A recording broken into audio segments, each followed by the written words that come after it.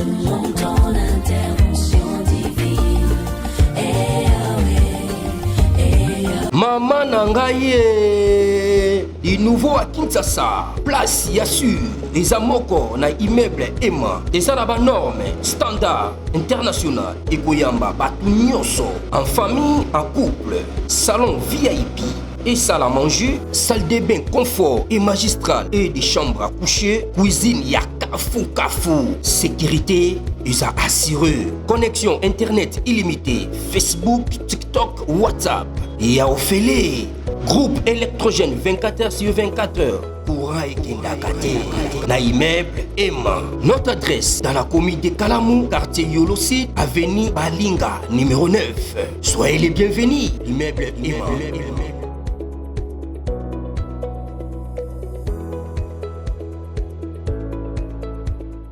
Bote bandeko balandi ya magazine d'actualité Christian chez vous bisika noso ozuli bakuya kolanda biso mokolo ya lelo. Bon week-end à tous. Nous sommes aujourd'hui samedi le 28 juin 2025. Bienvenue à ce nouveau numéro. Nous sommes dans la joie. Et à Oesalami Lobby, il y a une femme qui nous a émerveillés, à part notre héroïne nationale Maman Wagner, mais il y a aussi la journaliste Oyo a interviewé Félix Tshisekedi il y a quelques jours ici au Congo. Batebele va au courant interview en athée. Alors c'est comme ça. Bolanda interview, intégralité à interview en français parce qu'ils étaient en anglais. On a traduit ça en français. Suivons, parce que hier elle a dit à Trump qu'il est au Congo, il a vérifié, il a parlé avec le président Tshisekedi, en toi c'est un président qui aime son pays. Suivons l'interview en question. Oyo, moi ça la allusion. Tolanda. Pour commencer, j'aimerais savoir comment vous décririez la situation actuelle en République démocratique du Congo, Monsieur le Président. Oui. C'est une situation injuste qui nous a été imposée. Nous sommes victimes. Nous avons lancé de nombreux chantiers en République démocratique du Congo. Le premier était celui qui consistait à instaurer la paix. J'ai visité les 9 pays voisins de la RDC. J'ai rencontré mes homologues pour discuter de la nécessité de développer un programme de développement commun au bénéfice de toutes les populations. L'autre projet consistait à reconstruire notre pays avec des infrastructures et un autre concernait les aspects sociaux. Nous avons lancé un programme d'éducation gratuite et accessible à tous et nous travaillons activement sur la couverture santé universelle afin d'améliorer considérablement l'accès aux soins médicaux pour tous les citoyens congolais, sans exception. Et pendant que nous travaillons sur tout cela, nous avons malheureusement été victimes d'une guerre injuste qui cache des intentions de pillage, des intentions claires et manifestes de piller nos précieuses ressources minérales et agricoles. C'est malheureusement la situation injuste que nous vivons. Vous mentionnez plusieurs fois l'injustice et le fait d'être victime. Qu'aimeriez-vous que la communauté internationale comprenne mieux à propos de ce conflit? Y a-t-il quelque chose qui, peut-être, est souvent négligé ou mal compris? Eh bien, la communauté internationale doit comprendre que tout cela a commencé avec le génocide du Rwanda en 1994. À l'époque, la RDC s'appelait le Zaïre et le président du Zaïre, Feu Mobutu, a été invité à ouvrir les frontières pour accueillir les réfugiés rwandais qui fuyaient le génocide. Mais malheureusement, parmi ces victimes, il y avait parmi eux des auteurs du génocide. Et nous aurions agi autrement pour contrôler ces auteurs du génocide, mais nous avons donné à l'armée rwandaise l'autorité d'entrer sur le territoire congolais pour régler ce problème. Et depuis ce moment-là, la crise a commencé en RDC et la communauté internationale nous a abandonnés. Et, nous sommes victimes et nous avons enregistré des millions de victimes depuis lors. Aujourd'hui, Nous pensons que la communauté internationale a le devoir de prendre position avec nous et de nous aider à résoudre cette situation. C'est pourquoi je voudrais ici remercier l'administration Trump pour les efforts qu'elle déploie. Et je suis même convaincu que cela portera ses fruits. Et je tiens vraiment à dire que, finalement, la communauté internationale, à travers les États-Unis qui prennent les devants, a compris qu'il fallait aider le peuple congolais. Parlons donc de cette prochaine cérémonie de signature de l'accord de paix. De quoi s'agit-il dans cet accord de paix? Pouvez-vous expliquer? Eh bien, il n'y a rien de magique, dans cet accord. Comme je viens de le dire, tout tourne autour de la prise de conscience au sein de l'administration américaine, la prise de conscience des conflits qui existent depuis environ 30 ans et qui ont fait des millions de victimes. Donc, comme toute autre initiative importante et cruciale, il s'agit principalement de mettre fin à la guerre dévastatrice et prolongée et d'obtenir le retrait inconditionnel et complet de tous les groupes armés impliqués et de leurs objectifs spécifiques et déclarés afin de restaurer une paix durable et une stabilité régionale. En plus de cela, nous devons aussi trouver une solution à cette guerre qui est fondamentalement une guerre économique. Et juste pour vous donner un peu de contexte, comme je viens de le dire, c'est quelque chose que j'ai essayé de faire lorsque j'ai pris mes fonctions en 2019. Je suis allé rendre visite aux pays voisins.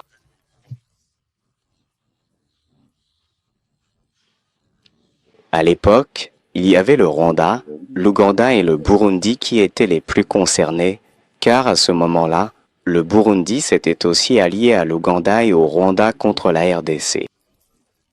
Afin de proposer cet accord entre nous et voir comment nous pourrions avancer vers une coopération basée sur des échanges économiques plutôt que de nous battre, d'entretenir ces tensions, des tensions inutiles qui auraient des conséquences sur la stabilité de la région. Malheureusement, en 2022, le Rwanda, est entré en guerre contre nous et l'Ouganda a compris que nous sommes désormais, en train de construire de bonnes, relations avec le président Museveni et le Burundi, grâce au président Niyonsaba, a aussi considérablement amélioré ses relations avec la RDC. Ils sont maintenant un pays frère. Nous espérons maintenant qu'avec la médiation de l'administration américaine, cette paix deviendra réalité. Pourquoi pensez-vous que le président Trump est si intéressé à apporter la paix en RDC? Pourquoi travaille-t-il aussi dur pour apporter la paix en RDC selon vous? Tout d'abord parce qu'il l'a annoncé. Et puis, le président Trump représente la première, puissance mondiale. Les États-Unis sont en réalité les leaders et tout le monde connaît l'influence des États-Unis. Je parlais de la communauté internationale, et je crois que les États-Unis ont une certaine responsabilité dans ce qui s'est passé dans la région. Cela ne veut pas forcément dire qu'ils sont coupables, mais ils ont la responsabilité d'avoir fait confiance à un régime, le régime rwandais, qui était impliqué dans le génocide et, en essayant de corriger les erreurs qu'ils avaient commises, ils ont même causé d'autres erreurs et d'autres crises en RDC. Et je pense que cette prise de conscience de l'administration américaine pourrait changer la donne. Comme vous le savez, Monsieur le Président Trump désirait ardemment apporter la paix en RDC, comme il me l'a personnellement dit à de nombreuses reprises. Et il a réuni cette équipe spécifique qui a vraiment travaillé dur pour faire avancer cet accord, pour qu'il se réalise vraiment. Et il ne veut pas seulement apporter la paix en RDC, il veut aussi mettre fin à la guerre entre la Russie et l'Ukraine. Il observe également la situation au Moyen-Orient. Et ma question pour vous, Monsieur le Président, lorsque nous verrons enfin la paix arriver en RDC, envisagez-vous d'être le premier président africain à nominer le président Trump pour le prix Nobel de la paix?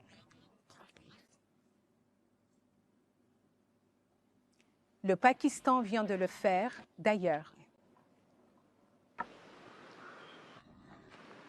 Quand atteindrons-nous la paix? Dieu seul le sait.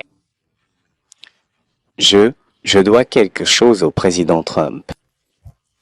Je reconnais que, il a vraiment pris ce sujet à cœur personnellement et nous lui devons vraiment de la reconnaissance pour cela. Il a, nommé une équipe très inefficace dirigée par le docteur Massad Boulos, qui travaille, en collaboration avec nos amis du Qatar et aussi avec, la présence de l'Union africaine dirigée, par le président Faurant Yahi Assibé.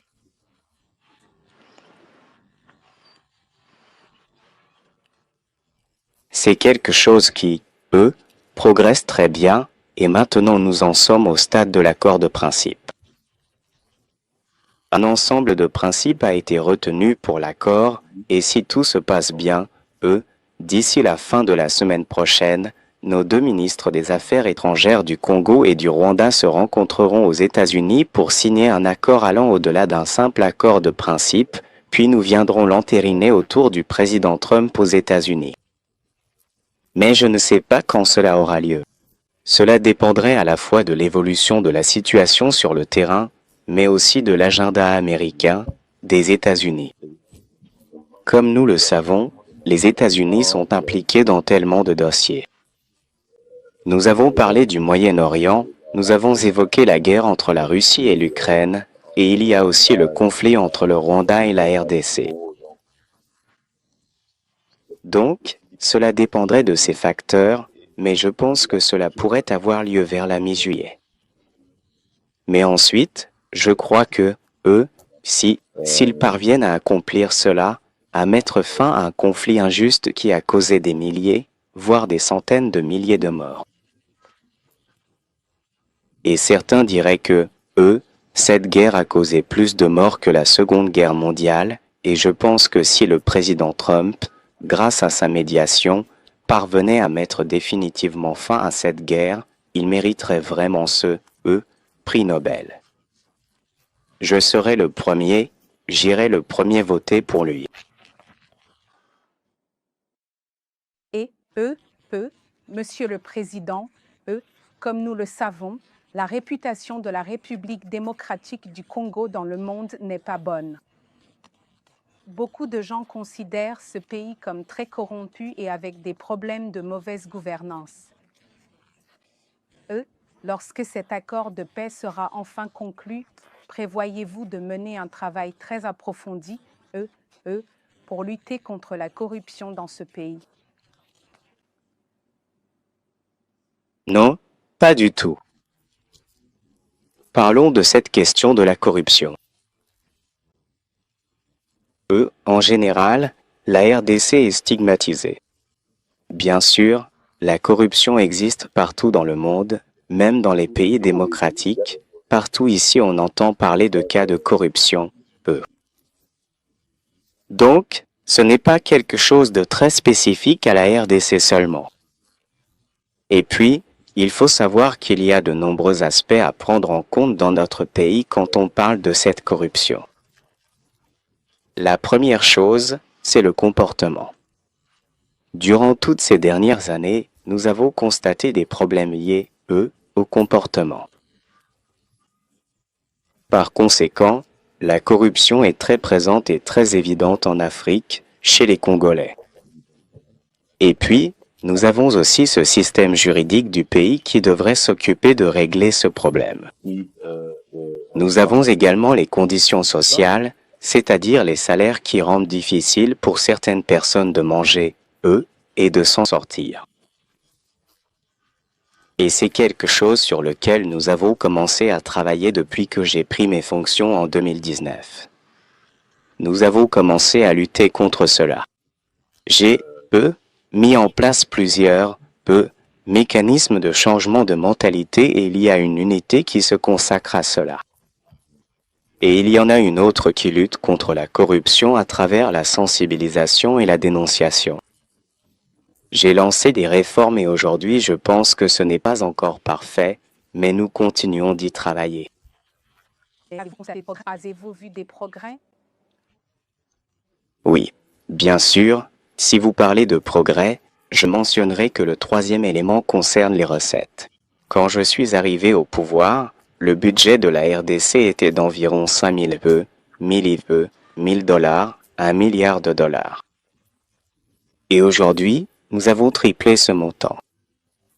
Et aujourd'hui, nous sommes capables de, collecter cela grâce aux mécanismes que nous avons mis en place. Nous avons collecté plus de recettes. Et nous allons également mobiliser nos efforts car nous devons diversifier notre économie. Nous allons certainement élargir notre Nous allons avoir la possibilité d'améliorer l'efficacité de la justice et du système juridique, et cela nous permettra, de réduire l'impact de la corruption sur l'économie. Donc il nous faut juste un peu de temps et nous avons aussi besoin de paix et de stabilité. Cela nous permettra d'atteindre tout cela.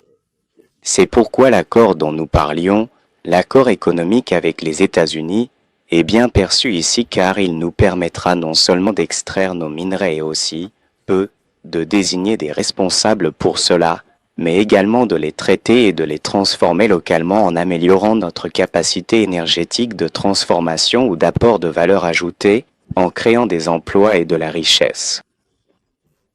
Et cela permettra un développement économique, et cela aura un impact sur l'état d'esprit du peuple congolais, comme je viens de le dire, et cela leur permettra de travailler pour le développement de leur pays au lieu de corrompre le système économique. Voilà, c'est tout. Nous avons juste besoin d'un peu plus de temps.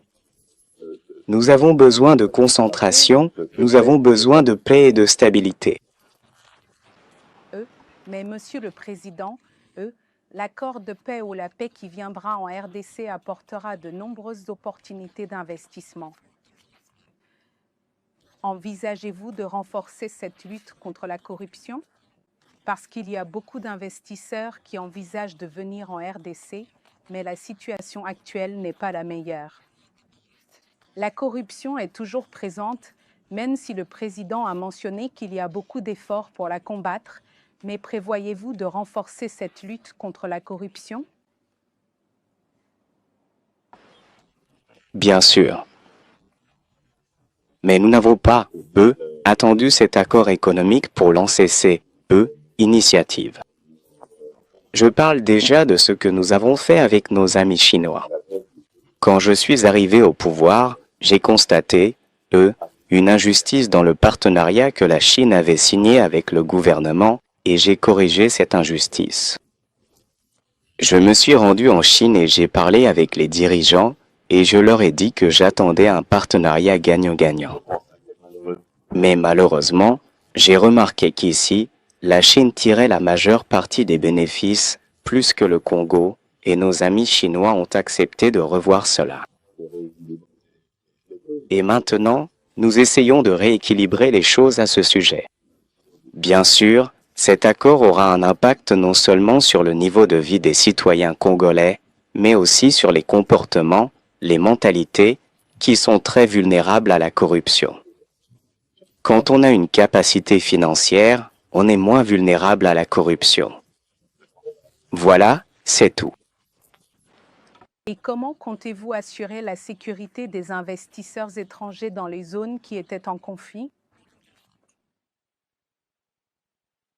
Oui. Dans ces zones, aujourd'hui, nous luttons contre ces conflits. Nous essayons d'éradiquer cela grâce à la médiation des États-Unis que je salue, mais aussi par le renforcement des capacités de nos forces de défense et de sécurité. Et à ce sujet, je crois que nous avons été très peu performants et même la dernière agression du Rwanda, cette agression militaire, dans les villes de Goma et Bukavu, démontre clairement que notre système de défense a été très inefficace et malheureusement défaillant. Mais bien sûr, c'est grâce aux réformes, aux partenariats et aussi à l'investissement dans les institutions, notamment les services de renseignement et l'armée. Cela nous permettra d'améliorer ce système de protection, pour les citoyens et pour nos frontières. C'est donc ce que nous préparons, et je pense que ces investissements seront les bienvenus puisqu'ils permettront à la RDC, ainsi qu'aux États-Unis, de renforcer leurs liens et, par conséquent, d'avoir davantage d'intérêts communs à préserver. Et l'expérience des États-Unis sera également très bénéfique pour nous à l'avenir. Avez-vous des politiques pour impliquer la diaspora congolaise dans le développement national? Il y a beaucoup de Congolais très talentueux et compétents qui peuvent aussi, eux, apporter leur savoir-faire pour développer le pays. Prévoyez-vous de mettre en place une politique pour impliquer ces Congolais de la diaspora? Eh bien, la première politique, en ce qui me concerne, c'est la loi sur, la nationalité. Comme vous le savez, aujourd'hui la nationalité congolaise est, exclusive. Cela signifie que lorsque vous avez la nationalité congolaise, vous n'avez pas le droit d'en avoir une autre. Alors que nous avons beaucoup de citoyens du Congo qui ont obtenu d'autres nationalités. Donc, nous devons vraiment nous battre, pour ce principe. Mais au Congo, c'est très sensible puisque, nous avons un conflit frontalier, notamment les conflits avec le Rwanda, où nous avons vu que nous étions victimes d'infiltration. Ces citoyens rwandais sont venus et se sont présentés comme étant congolais, donc c'est un sujet très sensible. Et la deuxième chose, que nous avons déjà commencé à faire, c'est, la suppression des visas pour les citoyens d'origine congolaise. Même s'ils ont une autre nationalité supplémentaire, ils ont le droit de revenir au Congo sans aucune exigence de visa. Donc, c'est quelque chose qui est en vigueur depuis que j'ai pris mes fonctions. Maintenant, nous travaillons aussi et, essayons de, mettre en place, des incitations fiscales pour ces Congolais qui reviendraient au Congo dans le but d'investir. Mais bien sûr, vous allez parler de ceux qui ont des connaissances et des compétences, peut-être des professeurs ou des médecins. Nous essayons également d'améliorer les conditions grâce au programme de développement des 145 territoires que j'ai mis en place dans le but d'améliorer les conditions de vie dans ces territoires qui vivent dans des conditions sûres. Nous construisons, des routes de desserte agricole, des écoles, des centres de santé, des bureaux administratifs, afin de rendre la vie plus confortable et de lutter contre l'exode rural. Et je crois que tout cela aura un impact sur les décisions de nos compatriotes qui vivent à l'étranger, qui décideront de quitter les États-Unis et de venir dans la campagne, quelque part dans une région reculée du Congo, peut-être l'Ituri, le Tchokono, le Kasaï, et j'en passe, pour venir, contribuer au développement. Donc, ce sera le domaine majeur ici, c'est que nous développons, comme je viens de le dire, cela nécessite la paix et la stabilité, car il est impossible d'atteindre cela sans paix et, stabilité. Et Monsieur le Président, j'ai une question de plus que probablement beaucoup d'Africains aimeraient vous entendre répondre. De votre point de vue, qu'est-ce qui rend si difficile pour les Africains de trouver des solutions à leurs propres problèmes? Par exemple, qu'est-ce qui n'a pas fonctionné avec le processus de Luanda, le processus de Nairobi, l'Union africaine, la SADC, tous ces Africains qui essaient d'apporter une solution à ce conflit entre la RDC et le Rwanda, alors qu'au final, la RDC a fini par chercher une solution à Doha, et maintenant ce sont les États-Unis qui dirigent ce processus de paix? Eh bien, vous posez là une question très importante et absolument fondamentale, qui touche directement à la nécessité même, à la raison d'être profonde de l'existence de l'Afrique en tant que continent et entité géopolitique. Et je suis vraiment contre cette sorte d'hypocrisie que nous avons entre Africains. On parle facilement de solutions africaines aux problèmes africains, mais à un certain moment, grâce à cette épreuve, à cette crise injuste que nous vivons, causée par le Rwanda, cela m'a permis d'avoir une vision claire de ce slogan qui est vide de sens. Et nous avions des preuves et des éléments concrets.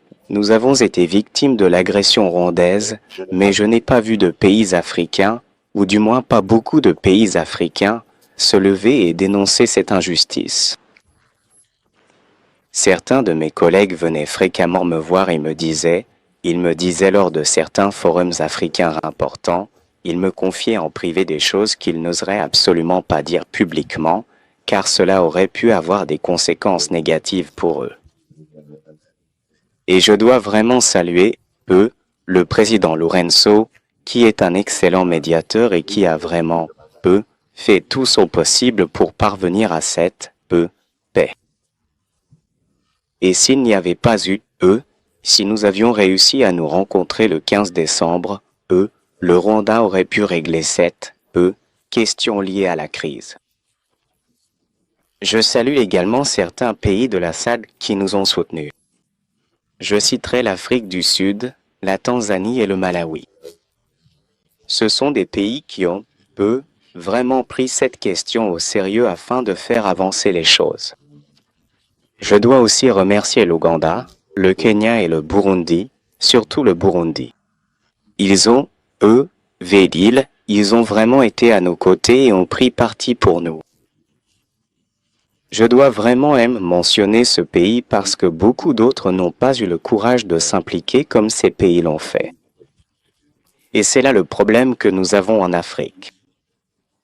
Évidemment, nous avons aussi, une certaine influence venant de l'extérieur du continent, je pense. Mais je crois que l'Afrique, la véritable indépendance, c'est de pouvoir dire que nous avons des principes sur lesquels nous nous sommes mis d'accord, et parmi ces principes, il y a celui qui concerne la non-agression d'un État africain envers un autre État africain. Donc, une fois que cela est réussi et accompli, c'est un principe sur lequel nous nous sommes tous mis d'accord. Nous devrions avoir le courage de dire « cela ne peut pas avoir lieu », mais nous ne le faisons pas. Le problème avec les Africains, c'est que nous sommes nous-mêmes le véritable problème. Nous acceptons et nous nous mettons d'accord sur des principes auxquels nous ne nous tenons pas. Quand j'ai pris mes fonctions en 2019, il y avait une résolution qui disait que, en 2020, l'objectif serait de, faire taire les armes et les conflits en Afrique. Est-ce que cela a été accompli? Non. Aujourd'hui, c'est un échec total, c'est-à-dire que, nous votons des principes auxquels nous ne nous tenons même pas. Tant que nous agissons ainsi, les autres continents ne nous respecteront jamais et on continuera à se plaindre partout en disant que le peuple africain n'est pas respecté. C'est cela qu'il faut arrêter de faire. Nous ne pourrons être respectés par les autres que si nous sommes capables, de respecter les engagements que nous avons pris. Alors, pensez-vous, Monsieur le Président, que nous, en tant qu'Africains, ne sommes pas unis? N'avons-nous pas la même vision sur certains sujets? C'est pour cela que nous continuons à avoir ces problèmes? Eh bien, notre union n'est que, elle n'est pas réelle. Comment peut-on véritablement parler d'unité, de cohésion ou même de principes fondamentaux lorsqu'une nation, avec une intention clairement hostile, peut provoquer la mort tragique de millions de personnes innocentes dans un territoire voisin souverain et que cette atrocité est manifestement visible et connue de tous, dans le but purement économique de piller des minerais précieux? De quelle unité peut-on parler? Je veux que vous approfondissiez vraiment ce mot. Je ne peux pas définir l'unité avec un tel comportement. Donc, c'est seulement, ce n'est pas réel, cette unité. On en parle juste, mais ce n'est pas réel. Peut-être que j'étais naïf de croire en cette unité africaine, mais je pense que c'est, je pense que c'est la leçon que j'ai tirée de cette crise, et c'est vraiment important d'aller partout en Afrique et de dire que l'unité africaine dont nous parlons tous n'est pas réelle. L'unité africaine commencerait vraiment par le respect des principes que nous avons choisis et pour lesquels nous avons voté. Et celui qui... Une dernière question, Monsieur le Président. Quel message aimeriez-vous adresser au président Trump en lui disant que, finalement, ces années de guerre que le peuple congolais a endurées sont sur le point de prendre fin? Eh bien, tout d'abord, je dois le remercier pour son, intérêt, pendant le premier mandat du président Trump. Il a complètement ignoré l'Afrique. Mais maintenant, il a manifesté de l'intérêt pour l'Afrique et nous le remercions pour cela. Et je veux aussi l'encourager à... Je crois que c'est par cette interview, dans la Sabino interview, parce que mingi balanda qui a monté. Mais c'était important que vous allez au courant que le président a qui interview. Que Dieu vous bénisse, à la prochaine. Ciao.